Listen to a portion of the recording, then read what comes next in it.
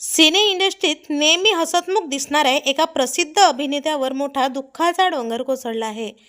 त्यांच्या 11 वर्षाच्या मुलाचे हृदयविकाराच्या तीव्र झटक्याने निधन झाले आहे. मित्रांनो, ते सुप्रसिद्ध अभिनेते म्हणजे शेखर सुमन.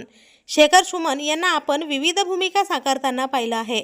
मात्र मुलाच्या आठवणीत भावुक होऊन त्यांनी पैसा कमावण्याच्या शर्यतीत किंवा फिल्मी दुनियेतील यशाशी काहीही संबंध नसल्याचे सांगितले आहे.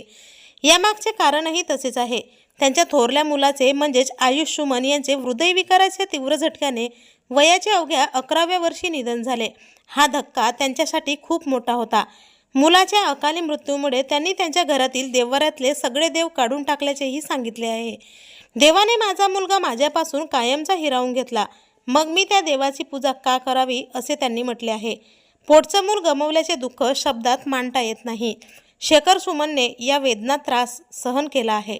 तेव्हा मी पूर्णपणे उद्ध्वस्त झालो होतो, असेही त्यांनी म्हटले आहे.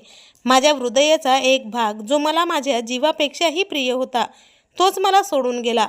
एकंदरीतच अभिनेता शेखर सुमन यांच्या मुलाचे हृदयविकाराच्या झटक्याने निधन झाल्याने त्यांनी देवावर नाराजी व्यक्त केली आहे. तर आपल्या वायन मराठी न्यूजतर्फे अभिनेता शेखर सुमन यांचा मुलगा आयुष सुमन याला भावपूर्ण श्रद्धांजली. मनोरंजन विश्वातील असेच महत्त्वपूर्ण अपडेटसाठी चॅनलला नक्की सबस्क्राईब करा.